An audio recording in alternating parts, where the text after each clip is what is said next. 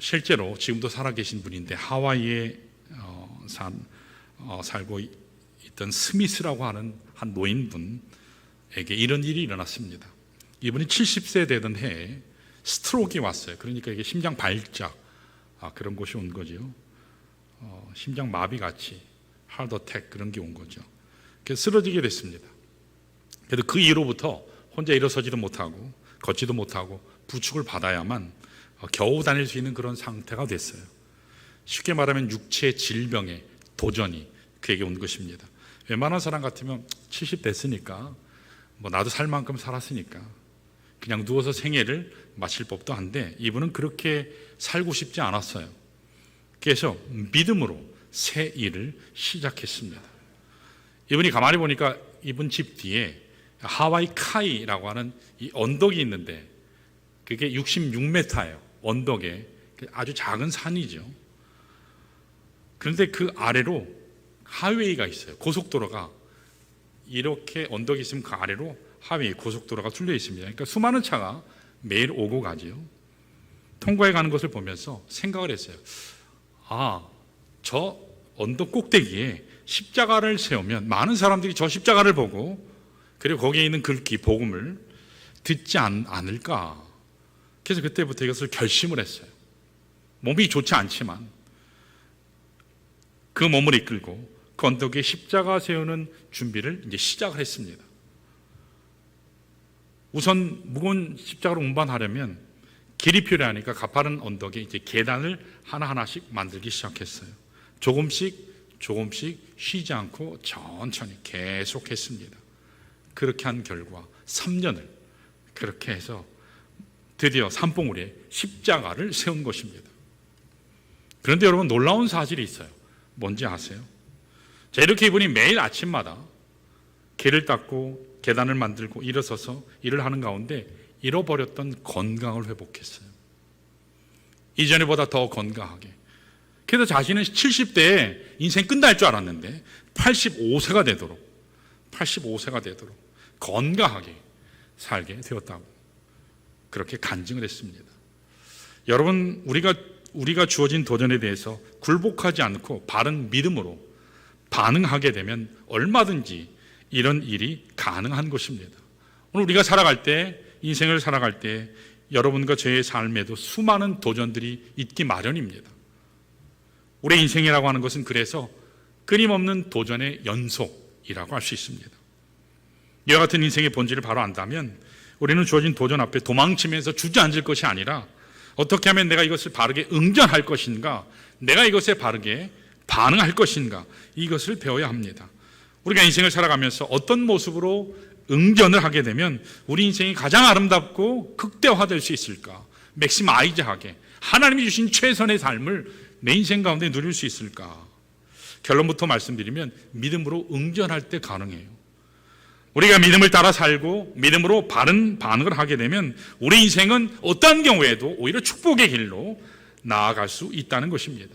자, 이런 면에서 우리 인생에게는요 항상 도전이 주어지게 돼 있어요. 문제는 항상 주어지지만 이것을 극복해내기 위한 바른 믿음의 반응, 응전, 이것은 어떤 것일지에 관해서 오늘 본문을 중심으로 해서 우리가 상고하기를 원합니다. 자, 오늘 본문 말씀을 보면 사실 본문이 18장 11절에서 19장까지예요. 그래서 7지파의 땅 분배를 확정하는 내용이 오늘 말씀의 내용이에요. 그러니까 우리는 읽기는 11절부터 20절까지밖에 안 읽었지만 19장 전체까지입니다. 그래서 베냐민, 시몬, 스불론, 이사갈, 또 아셀, 납달리, 단 지파, 모든 지파, 땅 분배, 경계선, 그것에 대한 모든 것이 확정되는 것이 오늘 18장 11절에서 19장의 내용이에요. 저에게 각 지파의 분깃이 결정이 되고 그들이 거주할 땅의 분할도 끝난 사실을 오늘 본문이 기록하고 있어요. 자, 7지파가 다 땅을 드디어 차지하게 됐습니다. 자, 그러면 이제 모든 것이 다 끝났나요? 그렇지 않아요. 새로운 도전이 거기에 또 기다리고 있어요. 땅만 차지한다고 해서 모든 것이 끝난 것이 아니라는 것이죠. 이제부터 시작될 새로운 도전이, 위협이, 역경이 그들을 기다리고 있습니다. 특별히 3가지 측면에서 도전이 있어요. 역경이 있습니다. 그 하나가 군사적 도전이고 또 하나는 문화적인 도전이고 또 하나는 영적인 도전이에요. 이스라엘이 비록 가나안 땅을 정복했다고는 하지만 그들은요 철기 문화를 가진 사람이에요. 이스라엘은 아직 청동기 문화를 가지고 있죠. 싸워가진 되지 않죠. 하나님의 은혜를 어떻게 해서 축출하고 내쫓긴 했는데 여전히 그들이 호시탐탐 이스라엘을 노리며 공격했기 때문에 군사적인 도전이 계속 있어요. 사사기를 여러분 보면 잘 아시게 돼요. 문화적인 도전이 있습니다. 가나안 문화가 이스라엘 삶 속에 아주 교묘하게 들어오려고 시도를 했기 때문에 여기에 대한 준비를 하지 아니하면 넘어가기 마련이에요. 여러분 10월 31일이 되면 미국에서는 10월 31일 날 되면 할로윈 축제라 그래가지고 아이들이 동네방네 얼마나 돌아다니는지 몰라요. 저희 집에도 뚝뚝 두드리면 사탕 안 주면 저주할 거야 그러면서요 애들이요 막 두드려대요. 저희들이 몇 년 동안 안 하니까 그 다음부터 안 오더라고요. 상대를 안 하니까. 할로윈 데이 심각하죠.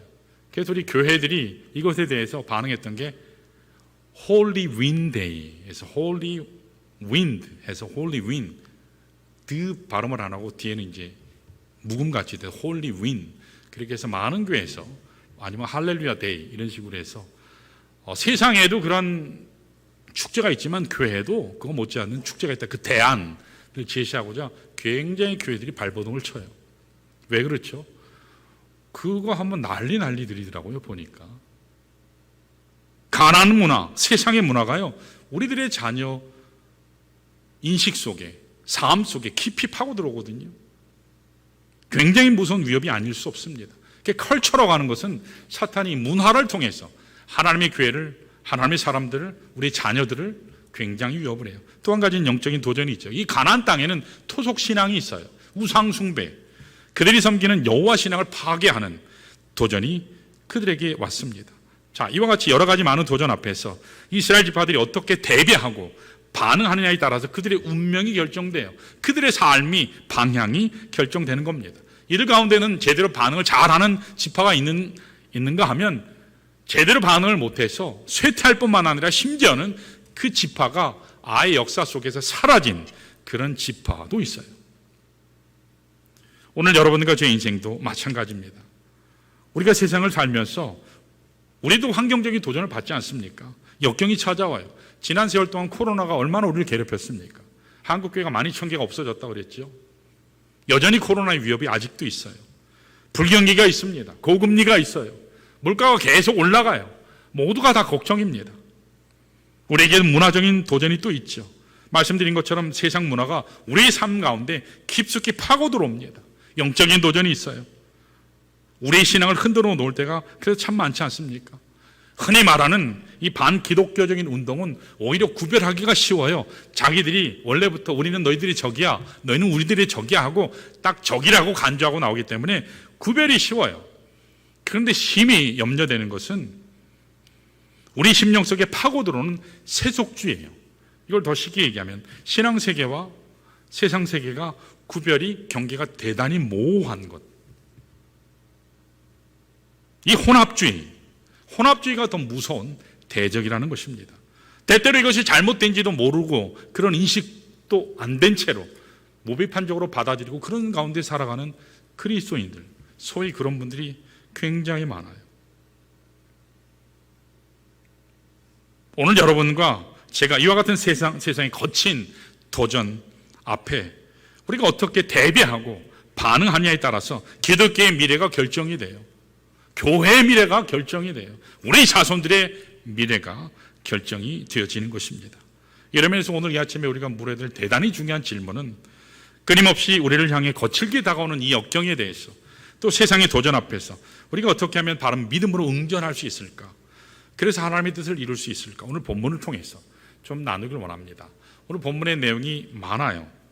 이걸 다 다룰 수가 없어서 여기에서 가장 중요하다고 생각되는 것 3가지를 하려고 하는데 그 중에 2가지는 오늘 말씀 나누고 1가지는 금요 기도의 시간에 나누도록 하겠습니다. 특별히 3지파에 대해서. 그 한 지파는 베냐민 지파, 또 하나는 시몬 지파, 또 하나는 단 지파예요. 자, 이 베냐민 지파, 시몬 지파는 오늘 우리가 나눌 것이고 금요 기도회 때는 단 지파에 대해서 우리가 좀 나누길 원합니다. 자, 7지파 중에 2지파가 가나안에 정착한 후에 어떻게 응전했을 때에 그 응전, 반응의 결과에 따라서 그들 지파의 운명이 완전히 바뀌게 되는 것을 우리가 살펴볼 수 있습니다. 오늘 본문이 그것을 소개하는데, 자, 그래서 오늘 본문을 통해서 우리 인생 가운데도 세상의 도전 앞에 바르게 준비해서 반응하려면 어떻게 될까? 세상의 거친 도전 앞에 믿음으로 반응하려면 도대체 뭐가 필요할까? 그걸 오늘 두 가지만 좀 살펴보도록 하겠습니다. 자, 첫 번째로 우리 따라할까요? 바른 자리를 잡아야 한다. 뭐라고요? 바른 자리. 여러분, 로케이션이 참 중요하죠. 부동산 하는 분들에게 있어서 제일 중요한 게 뭘까요? 로케이션이 좋아야 집 거래가 잘 되잖아요. 그래서 부동산 하는 분들에게 있어서 첫째도 로케이션, 둘째도 로케이션, 셋째도 로케이션. 그러니까 자리예요. 자리, 위치가 중요해요.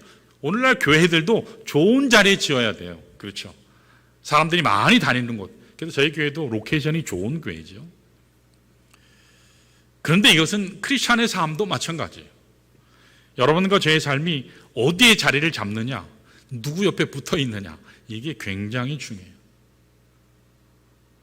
여러분이 오늘 말씀 가운데 보면 지금 이스라엘의 가나안 정착에 대해 지금 말씀을 다루고 있는데, 여러분들이 오늘 말씀을 잘 이해하려면 이 이스라엘의 중심을 이끄는 역사의 방향을 아는 게 필요해요. 역사적인 트렌드가 어떻게 흘러가느냐, 이것을 잘 알 때 여러분 오늘 본문을 잘 이해할 수 있어요. 일부 예배 때도 제가 말씀드렸지만 여러분 다른 때도 물론 집중하시지만 오늘은 더 집중하셔야 하나님의 말씀이 좀 더 이해될 수 있어요. 우리 일부 예배 때는 성경을 많이 찾았어요. 근데 지금은 파워포인트로 우리 영상을 띄워드릴 거니까, 그리고 일부 예배 때는 지도를 안 보여드렸는데 여러분들에는 지도도 보여드릴게요. 그래서 그걸 잘 보시면서 말씀을 잘 따라와 주시기 바라요. 이스라엘의 중심을 이끄는 역사의 방향은 어느 지파를 중심으로 이루어지고 있는지 아세요? 이스라엘에게 12지파가 있는데 그 중에서도 중요한 지파, 이스라엘을 이끌고 가는 역사적인 중심에 서 있는 지파가 유다 지파예요. 뭐라고요? 유다 지파예요. 지난번에도 잠깐 말씀드렸지만 이스라엘의 땅 분배에 관해서 창세기 49장을 보시면 야곱이 예언 기도를 했잖아요. 근데 그 예언 기도가 그대로 적용이 됐어요. 그대로 여호수아서에서 땅 분배할 때 그대로 적용이 됐습니다. 이 야곱이 했던 예언 기도가 왜 적용이 됐냐면 거기에 하나님의 뜻이 있기 때문에, 하나님의 의도가 있기 때문에. 야곱이 기도할 때 하나님의 성령의 감동으로 기도했잖아요. 하나님의 뜻대로 기도한 거거든요. 그래서 창세기 49장 9절에서 12절을 보시면 유다 지파를 거기 사자다 그렇게 표현해요. 사자는 동물의 왕이죠. 자, 특별히 10절에서 이렇게 기록합니다. 우리 한번 볼까요? 10절 같이 한번 읽습니다. 시작. 규가 유다를 떠나지 아니하며 통치자의 지팡이가 그 발 사이에서 떠나지 아니하기를 실러가 오시기까지 이르리니 그에게 모든 백성이 복종하리로다. 자, 저기 계속 띄워주세요. 규라고 나오잖아요. 규는 그 뒤에 통치자의 지팡이, 왕이 드는 왕의 지팡이를 얘기해요. 자, 그리고 실로라는 말이 나오죠. 실로라고 하는 것은 첫 번째 의미는 쉼 또는 평안, 그런 뜻이에요. 또 한 가지 뜻은 뭐냐? 메시아. 그게 실로예요. 그래서 저기 실로라는 뜻은 메시아라는 뜻입니다. 자, 이 말씀을 보면 이스라엘의 왕권이 어디에서 나왔죠? 유다 지파에서 나온 것을 알 수 있어요. 실제 역사에서 다윗이 유다 지파에서 나왔죠. 그리고 다윗이 세운 왕국이 하나님 왕국을 예표해요. 그리고 다윗이 세운 이 왕조 후에 등장하게 된 다윗의 후손이 있죠. 누구죠? 예수 그리스도예요. 그래서 예수 그리스도를 통해서 세워진 하나님 나라의 모형이 다윗의 왕조라고 할 수 있죠. 그래서 궁극적인 성취는 예수 그리스도예요. 예수 그리스도라고 할 수 있죠. 자, 그래서 유다 지파라고 하는 것은 사실은 구속사의 중심이에요. 하나님이 인류를 구원하시고자 하는 구속사의 중심이 유다 지파예요. 그리고 성경 전체를 이끌어가는 매개가 바로 유다 지파라고 할 수 있어요. 자, 그러니까 제가 결론을 지어서 말씀드리면 본문에서 나오는 여러 지파들이 있잖아요. 근데 그 지파들이 유다 지파와 어떤 관계를 맺느냐에 따라서 그들의 역사적인 방향이 결정이 되고 그들의 운명이 결정이 돼요. 그래서 유다 지파 역할이 대단히 중요해요. 자, 그래서 오늘 본문 18장, 우리 본문으로 다시 보시면 18장 11절을 보시면 이 베냐민 지파에 대해서 이렇게 소개해요. 우리 한번 읽어볼까요? 11절 시작. 베냐민 자손을 위하여 그들의 가족대로 제비를 뽑았으니 그 제비 뽑은 땅의 경계는 유다 자손과 요셉 자손의 중간이라. 자, 지도를 한번 띄워주실래요? 지도를 보시면, 자, 저기 보면 지도가 있죠. 베냐민, 저기 주황색이에요, 뭐 노란색이에요. 베냐민이라고 표시 있죠? 보이시죠? 중간쯤이에요. 그리고 그 위에 에브라임이 있죠? 고동색인가요? 그리고 그 베냐민 아래 유다가 있죠. 자, 이 표현이에요. 그러니까 베냐민 위에 북쪽에 에브라임이 있고 베냐민 아래 남쪽에 유다가 있다. 그 이야기입니다. 그래서 베냐민은 둘 사이에 끼어 있어요. 이해하셨죠? 자, 여기 요셉 자손이라고 하는 것은 특별히 성경에서 요셉 자손은 에브라임 지파를 말합니다. 북쪽에는 에브라임 지파, 또 남쪽에는 유다 지파가, 그리고 중간에 베냐민 지파가 자리를 한 것을 볼 수 있죠. 자, 그런데 특별히 16절 말씀을 보시면 이 베냐민 지파가 예루살렘에 붙어 있다라는 말씀이 나와요. 자, 우리 16절 한번 볼까요? 같이 읽습니다. 시작. 르바임 골짜기 북쪽 흰놈의 아들 골짜기 앞에 있는 산 끝으로 내려가고 또 흰놈의 골짜기로 내려가서 여부스 남쪽에 이르러 엔 로겔로 내려가고 라고 그랬어요. 저기 보면 여부스라는 말이 있죠. 여부스라는 단어 이렇게 동그라미를 한번 쳐보세요. 저 여부스는 바로 후일 예루살렘이 돼요. 여부스가 뭐가 된다고요? 예루살렘이 돼요. 그 당시까지만 해도 이 예루살렘이 되기 전에 그 땅은 여부스 족속이 다스렸기 때문에 그 명칭을 여부스라 그렇게 이야기했어요. 그랬던 것을 나중에 다윗이 이 여부스를 점령하고 나서 이 곳 이름이 예루살렘으로 바뀌게 돼요. 자, 예루살렘의 경계선이 바로 흰돔의 골짜기예요. 흰돔의 골짜기라고 있는데 이 경계로 이쪽은 유다가 있고 아래쪽은 유다가 있고 저 위쪽은 베냐민이에요. 자, 그래서 성경을 보게 되면 어떤 곳에서는 예루살렘이 베냐민 지파에 속했다 그렇게 기록한 성경도 있고 또 어떤 성경은 예루살렘이 유다 지파에 속했다 그렇게 기록하기도 해요. 왜냐하면 경계선을 어느 편에서 보느냐에 따라서 달라지니까. 그 양쪽이 거의 공유하고 있는 그런 상황 비슷해요. 나중에 이 여부스가 예루살렘이 되는 이 도시가 이스라엘의 수도가 되죠. 그리고 이것은 영적으로 하나님의 도성을 예표해요. 예루살렘은 하나님의 도성을 예표하는 거예요. 하나님의 도시를 예표하는 도성이 바로 예루살렘입니다. 그래서 요한계시록 21장 2절을 보시면 하나님의 나라 천국의 이 임재를 소개할 때 이렇게 얘기해요. 우리 한번 읽어볼까요? 요한계시록 21장 시작. 또 내가 보매 거룩한 성 새 예루살렘이 하나님께로부터 하늘에서 내려오니 그 준비한 것이 신부가 남편을 위하여 단장한 것 같더라. 자, 저기 보면 예루살렘 거룩한 성을 뭐라 그랬죠? 새 예루살렘 그렇게 표현하죠. 그래서 예루살렘은 하나님의 나라 천국을 예표하는 거예요. 자, 이렇게 예루살렘은 하나님 구속사에 있어서 중심 센터가 돼요. 굉장히 중요한 위치를 점하는 것이죠. 자, 이렇게 중요한 예루살렘 바로 곁에 베냐민 지파가 자리를 하고 있었다는 거예요. 베냐민 지파가 유다 지파하고 이렇게 공유하고 있는 거거든요. 유다 지파하고 공유하고 있어요. 예루살렘을요. 자, 그래서 이것은 장차 이 베냐민 지파의 운명을 결정하는 데 있어서 굉장히 중요한 영향을 끼치게 돼요. 그래서 베냐민 지파는 나중에 향후 에브라임 지파를 따라가는 것이 아니라 베냐민 지파를 따라가요. 여러분, 여로보암 시대에 이스라엘이 남과 북으로 갈리는데 그때 솔로몬 이후로 남북이 갈라지게 되는데 갈라질 때 이 갈라지게 하는 주된 역할을 한 지파가 에브라임 지파예요.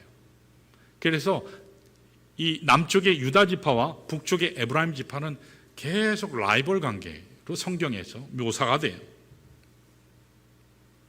자, 그런데 남과 북이 갈라질 때 베냐민 지파는 그 중간에 샌드위치였잖아요. 에브라임을 따라갈 수도 있고 유다를 따라갈 수도 있었어요. 그런데 베냐민 지파는 남쪽에 유다 지파를 선택했어요. 유다 지파 쪽에 붙었어요. 왜 그랬을까요? 바로 거기에 예루살렘이 있고 다윗의 왕국이 있는 곳이기 때문에 이것이 바로 믿음의 시각이죠. 여러분, 인간적으로 볼 때 족수가 더 많아요. 위에 10지파예요. 아래는 둘밖에 안 돼요. 싸우면 누가 이길 가능성이 많아요. 10대 2로 싸우면 많은 쪽이 이기지 않겠어요?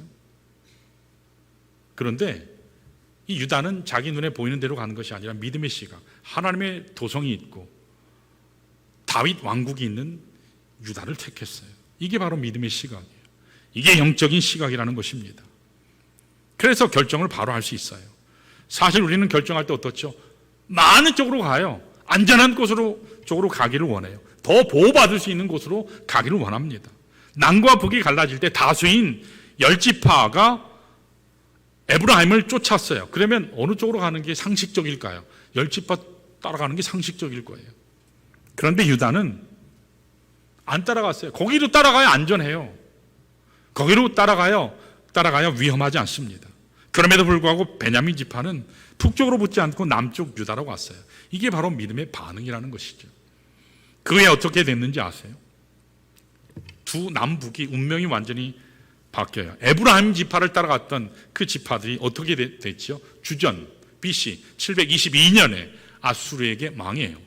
망하고 나서 그들이 완전히 다 흩어져요. 10개 지파는 다 흩어집니다. 흩어져서 어떻게 됐는지 아세요?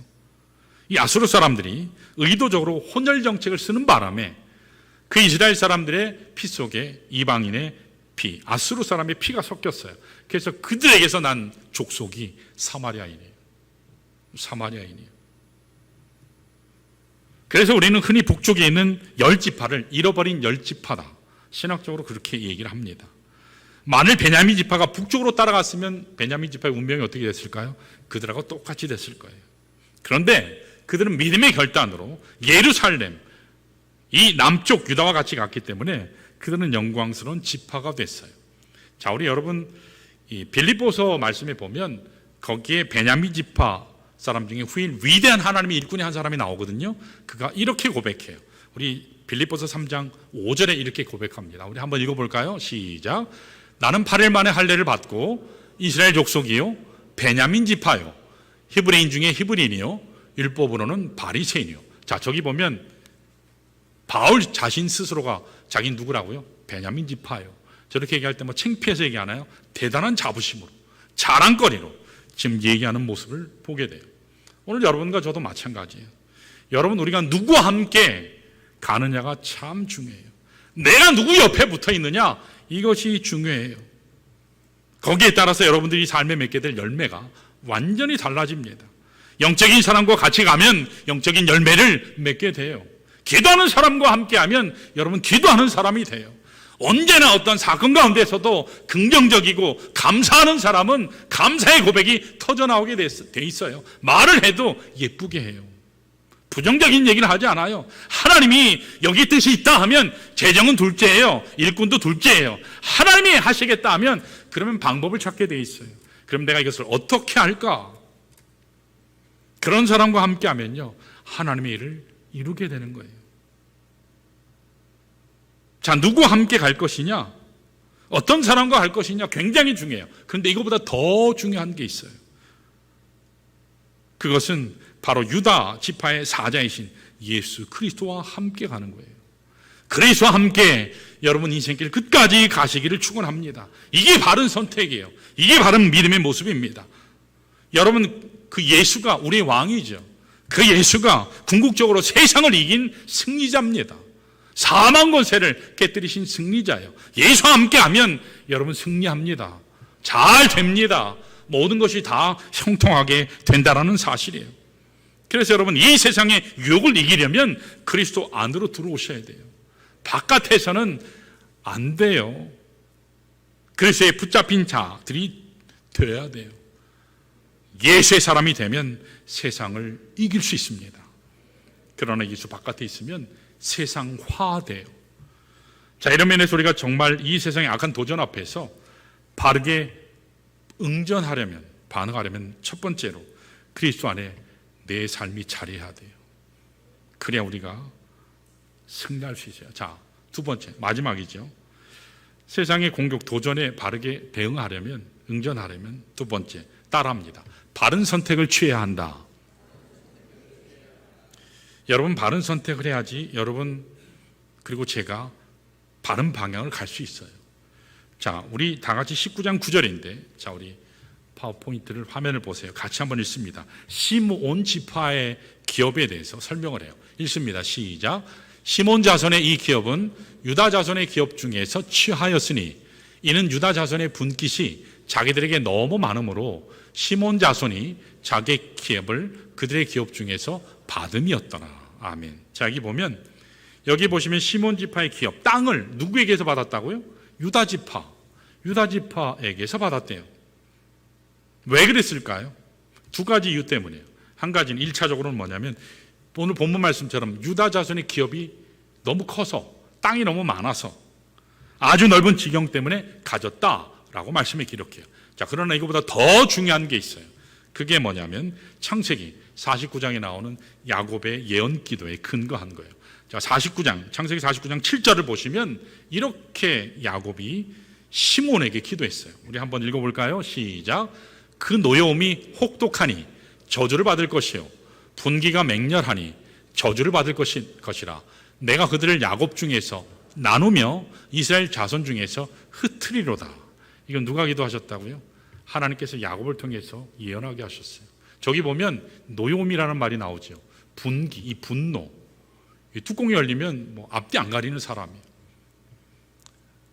아마도 세겜 땅에서 그들이 행했던 폭력 때문이에요. 자기 여동생 디나가 강간당했잖아요, 이방인에게.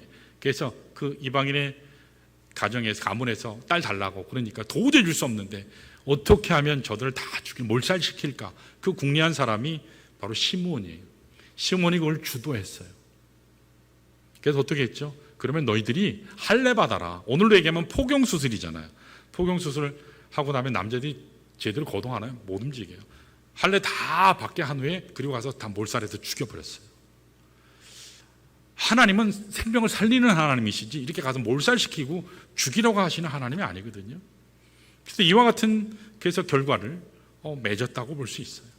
시몬 지파는 이렇게 다른 지파 속에 흩어져서 들어 사는 운명이 된 거죠.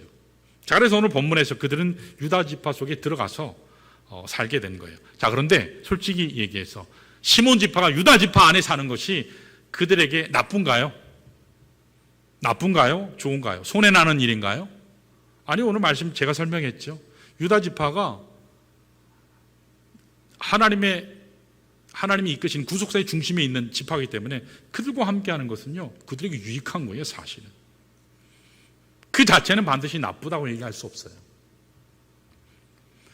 미국에 가면 이 엘파소라고 하는 곳이 있어요. 엘파소가 이 텍사스에 있는데, 엘파소는 텍사스의 최남단에 있는 국경 도시예요. 저도 이렇게 횡단하다가 들른 적이 있었는데, 그런데 그 리오그란데 강을 분기점으로 해서 남쪽은 멕시코고 그 위쪽은 미국 땅이에요.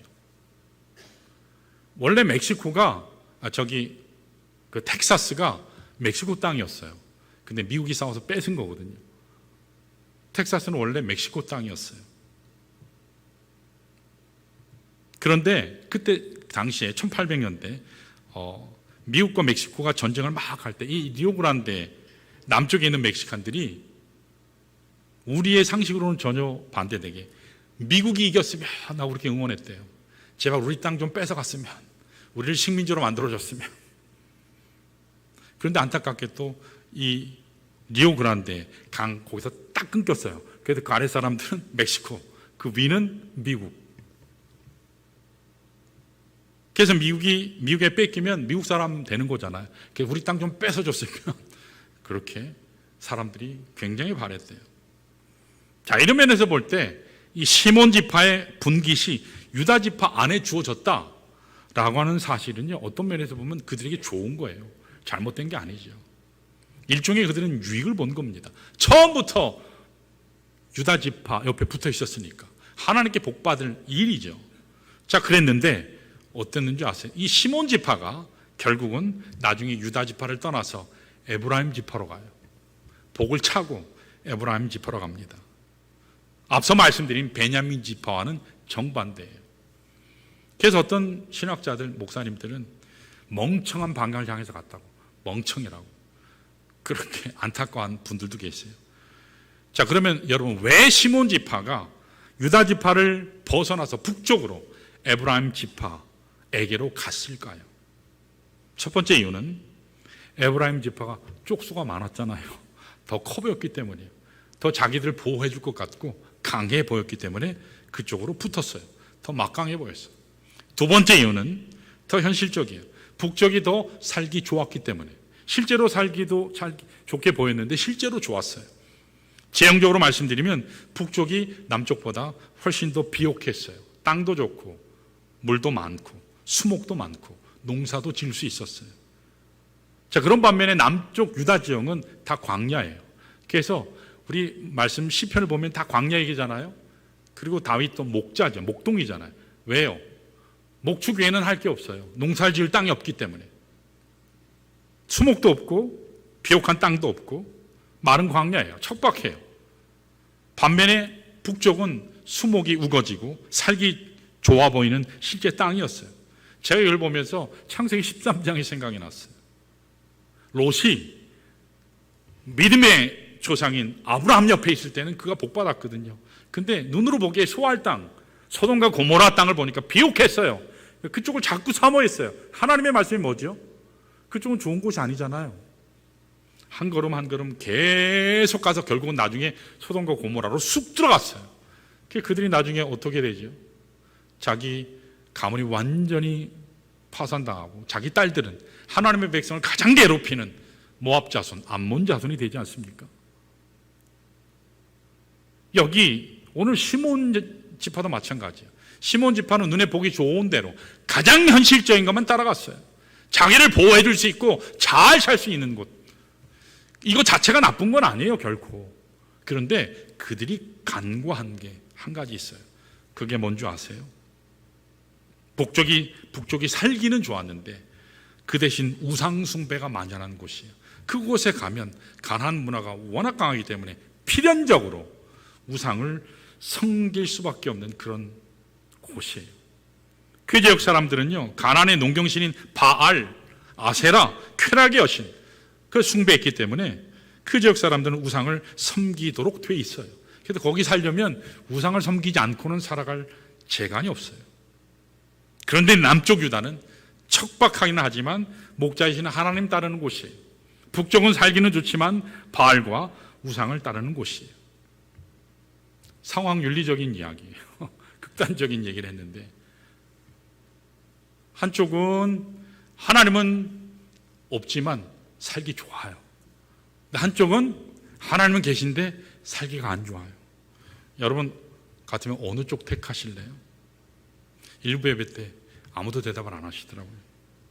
그래서 제가 다시 물었어요. 그러면 여러분들 아마 이렇게도 기도하실지도 몰라요. 하나님도 계시고 살기도 좋은 데 없나요? 두 개 다 되는 데 없나요? 근데 오늘 말씀해 보면 그렇지 않아요. 여러분, 하나님이 우리의 목자가 되시는 남쪽이 좋은가요? 하나님은 계시지 않지만 살기 좋은 북쪽이 좋은가요? 분명히 선택해야 될 때 이것을 정하는 핵심이 있어요. 키 팩트가 있어요. 그게 뭔지 아세요? 가치관이에요. 무엇을 소중히 여기느냐, 무엇을 더 가치 있게 보느냐, 그것에 따라서 선택이 달라져요. 하나님을 더 가치 있게 보는 사람은 남쪽을 택할 것이고, 물질에 대한 것을 더, 나의 어떤 쾌락이나 즐거움이나 이런 것을 더 소중히 여기면 그쪽을 택할 거예요.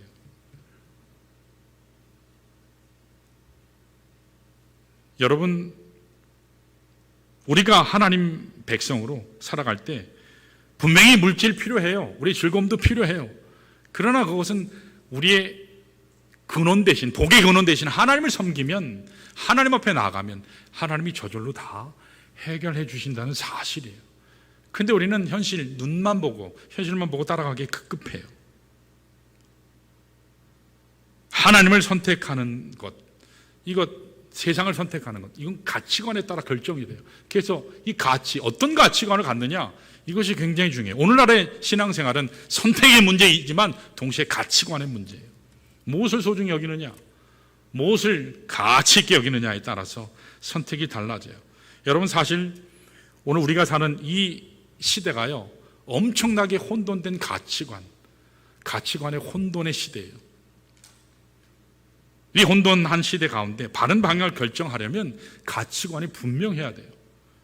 사실 우리가 사는 이 시대, 포스트 모던 시대죠. 포스트 모던 시대를 한마디로 얘기하면 상대주의예요. 다 상대적이라는 거예요. 절대라는 게 없다라는 얘기예요. 하나님이라고 하는 것은 없다는 것이요. 이게 바로 포스트모더니즘의 핵심 가치예요. 그래서 이들이 강조하는 것은 서로를 인정해 주자, 같이 공존하자, 상대를 품어주자, 독선적이지 말고 배타적이지 말고 함께 같이 가자, 포용하자, 배타적이어서는 안 된다. 이것이 그들이 강조하는 겁니다.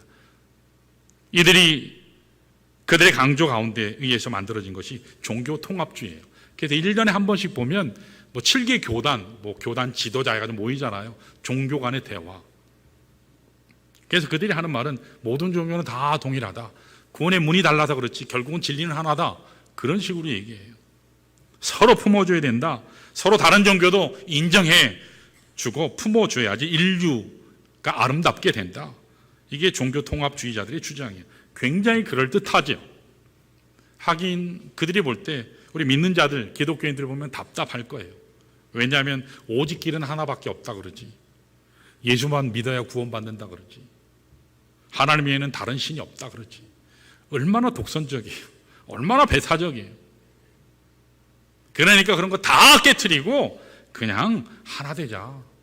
우리 하나 되자. 싸우지 말고 하나 되자. 평화를 이루자. 너희들도 화평하자고 한다며. 여러분, 굉장히 설득력 있지 않습니까? 그런데 여기 무서운 함정이 있어요. 어떤 함정인지 아세요? 통합이라는 미명 아래 진리를 지우려는 거예요. 통합이라는 미명 하에 하나님을 빼버리려고 하는 거예요. 여러분, 하나 되기만 하면 모든 게 다 풀리나요? 하나 되기만 하면 다 행복한가요? 절대로 그렇지 않아요. 이미 오래전에 인류가 하나 된 적이 있어요. 성경을 보시면 알아요. 인류가 하나 된 적이 있죠? 있잖아요. 끄떡끄떡 하시는 분이 계시죠? 있어요. 언제 하나 됐나? 있어요. 신할평야. 창세기 11장에 나오죠. 거기에서 사람들이 모여서 한 마음이 됐어요. 한 마음 돼서 어떻게 됐죠? 똘똘 뭉쳐서 탑을 세웠잖아요. 바벨탑이요. 그래서 그들이 복 받았나요? 아니요, 다 흩어졌잖아요. 하나 되는 게 중요한 것이 아니라 통합 속에 진리가 있느냐 없느냐, 이게 더 중요한 거예요. 진리가 없는 통합은 사실은 가짜예요. 우리를 속이는 겁니다. 아브라함 링컨 대통령 여러분 아시잖아요. 아브라함 링컨이 굉장히 통찰력 있는 이야기를 한 적이 있어요. 자, 제가 질문할 테니까 대답을 해보세요.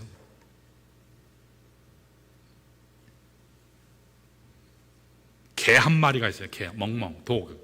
개가 있는데 개가 다리가 몇 개죠? 개 다리 몇 개인지 모르세요? 개 다리 4개예요, 4개. 그렇죠. 개 다리가 4개예요. 꼬리는요? 1개죠. 자, 만약에 개의 꼬리를 다리라고 부른다면 개의 다리는 몇 개인가요? 몇 개죠? 몇 개예요? 산수하시죠? 몇 개죠?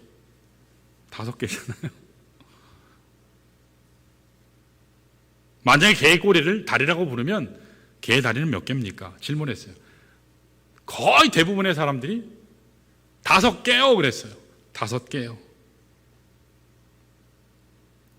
그때 링컨이 대단히 심각한 표정으로 다시 설명했어요. 아닙니다. 개의 다리는 여전히 4개입니다. 왜냐하면 꼬리를 다리라고 부른다고 해서 꼬리가 다리가 되는 게 아니기 때문입니다. 굉장히 중요한 통찰력, 인사이트예요. 여러분, 용어를 바꾼다고 꼬리가 다리가 되나요? 온 인류가 다 공동변이해서 이제부터 우리가 개 꼬리를 다리로 정하자. 그런다고 꼬리가 다리가 돼요? 용어를 바꾼다고 해서 그 단어에 원래 가지고 있었던 이 에센스, 본래 의미가 바뀌나요? 아니요, 바뀌지 않아요. 이게 오늘 세상 사람들의 시도예요. 세상이 시도하는 게 바로 이거예요. 이게 말싸움이요, 말장난하는 거거든요. 그래서 동성결혼 같은 경우에 남자를 아내라고 부르고, 남자끼리니까 둘 중에 누가 하나 역할을 해야 될 거 아니에요. 또 여자를 남편이라고 부른다고 해서 여러분 그 결혼이 정상적인 결혼이 될까요? 절대로 될 수 없어요. 오늘 여러분과 제가 세상의 논리, 세상의 가치관, 수많은 사람들이 이것이 가장 진보적이고 가장 배운 사람들 다 한 거야 얘기한다고 해서 그걸 따라가는 것은 굉장히 문제인 거예요. 우리도 모르는 사이에 파멸로 빠지는 겁니다. 그래서 이와 같이 혼란한 시대에 상대적 가치를 주장하는 진리가 없다고 말하는 타락한 이 마지막 시대에 여러분이 참된 믿음의 응전을 하려면 여러분 말씀에 굳건히 서시기를 축원합니다. 말씀에 서지 않으면 떠내려가요. 우리가 하나님을 하나님 되게 하는 것은 하나님 말씀을 온전히 알 때입니다. 목사가 가장 하나님 앞에 놀라운 하나님의 말씀을 선포할 수 있는 건 뭐죠? 하나님 말씀만 증거할 때예요. 쓸데없는 소리 하는 게 아니에요. 정치 얘기하는 게 아니에요. 상담 얘기하는 게 아니에요. 하나님의 말씀을 얘기할 때 거기에 능력이 나타나는 줄로 믿습니다. 하나님 말씀 위에 서야 돼요. 참된 믿음의 응전을 하려면 말씀의 근간, 절대적인 가치관, 그것을 가져야 돼요. 여러분 이 시대 혼돈된 시대를 보세요. 절대적인 것이 없으면 정의라는 게 justice, 존재할 수가 없어요. 근데 지금은 다 상대화됐어요. 학교도, 교육도, 법원도, 정치도, 심지어 교회도 그래요. 종교도 다 깨졌어요. 말씀에 근거한 절대적인 가치관, 이게 우리가 살아야 할 핵심이에요. 여러분 우리가 마음속에 말씀의 진리가 무장되어 있지 않으면, 천국의 가치관이 무장되어 있지 않으면, 여기가 우리가 살 영원한 곳인 것으로 본향으로 착각하면 여러분 참으로 불행한 일이 생기게 돼요. 세상이 유혹 따라 흘러가고, 세상 사람들이 말하는, 편승하는 것에 그냥 따라 흘러가고, 하나님의 말씀은 따로, 세상 추구하는 것도 따로, 대단히 문제가 많은 거예요. 그래서 사도 바울은 마지막 시대를 예고하면서 자신의 믿음의 아들인 디모데에게 다음과 같은 말씀을 남긴 적이 있어요. 우리 디모데후서 3장 13절에서 15절 우리 한번 볼까요? 같이 천천히 한번 보세요. 시작. 악한 사람들과 속이는 자들은 더욱 악하여져서 속이기도 하고 속기도 하나니, 그러나 너는 배우고 확신한 일에 거하라. 너는 내가 누구에게서 배운 것을 알며 또 어려서부터 성경을 알았나니 성경은 능히 너로 하여금 그리스도 예수 안에 있는 구원에 이르는 지혜가 있게 하느니라. 아멘. 여기 하나님의 말씀을 계속 얘기하죠.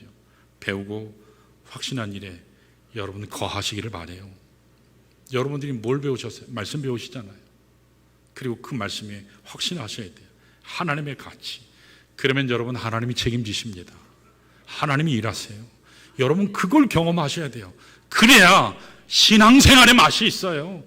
10년, 20년, 30년, 40년을 신앙생활을 했는데 하나님이 살아계심을, 하나님이 나와 함께 하셔서 그 기적의 역사와 같은 일을 이루신 걸 경험 못했다면 여러분 참 안타까운 거예요. 여러분 하나님을 경험하시기를 축원합니다. 절대적인 진리가 없게 되면요, 마치 자동차를 몰고 가는데 헤드라이트를 켜지 않고 절벽길을 달리는 거하고 똑같아요.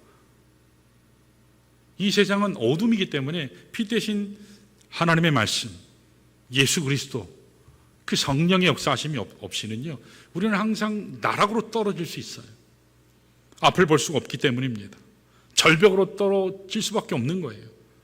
그러므로 사랑하는 성도 여러분, 진리의 말씀을 여러분 마음에 품으시기를 바랍니다. 다른 거 품지 마시고, 한국에 와서, 미국에서도 마찬가지지만 드라마가요 너무 잘 만들어요. 끊을 수가 없어요. 그렇죠? 끊고 싶어도 끊길 수가 없어요.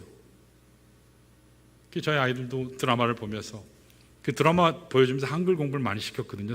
주로 이제 사극을 많이 보여줬어요. 사극. 그래서 저희 아이들은 존댓말을 써요. 엄마 아빠한테도 존댓말을. 예 아버님, 예 어머니. 그래서 저보다 한 살밖에 안 됐는데도 막 거의 선생님처럼 예 언니 그거 그렇게 이거 할까요? 예 형 이거 할까요? 존댓말을 붙이니까 더 어려워하더라고요. 끊을 수가 없어요. 드라마가 너무 재밌게 만들어가지고 이제 미국에서도까지 이제 합세해가지고 더 재밌게 만들잖아요. 이제는 막 쌍욕을 막 방송에 막 내고 선정적인 건 막 내고 참 심각해요. 막장 드라마의 그 하이라이트로 가고 있잖아요. 욕하면서 보는 게 우리 한국 사람이에요. 그렇죠? 저런 건 방해하면 안 돼. 야 근데 몇 시 아니? 그러면서 물으면서 또 하시잖아요. 끊을 수는 없어요. 물론. 그러나 여러분 우선이 하나님 말씀이에요. 가장 먼저 일어나셔서 여러분 말씀 펴시기를 축원합니다. 말씀 읽으셔야 돼요. 그래서 그 말씀을 신비에 새기셔야 돼요. 말씀 충만이 성령 충만입니다. 말씀 충만이 은혜 충만이에요. 말씀으로 사셔야 하나님께서 역사하십니다. 진리의 말씀 따라서 사시길 바라요. 내 이익 따라 살지 아니하고 욕망 따라 사시지 아니하고 하나님 뜻대로 또 한 주간 살아내시는 우리 귀한 주의 백성들 되시기를 주님의 이름으로 축원합니다. 이 시간에 모두 일어나셔서 우리 말씀 기억하면서 우리 기도하겠습니다. 찬양하시고 기도하시는데 우리 마음속에 주님 한 분이면 충분합니다. 예수 한 분이면 충분합니다. 그래서 내 마음속에 온전히 주님만 모시길 원합니다. 나의 온 전심을 다해서 온 정성을 다해서 주님만 섬기겠노라고 이 시간 주님 앞에 고백하면서 우리 하나님 앞에 찬양하는 귀한 시간 되길 원합니다.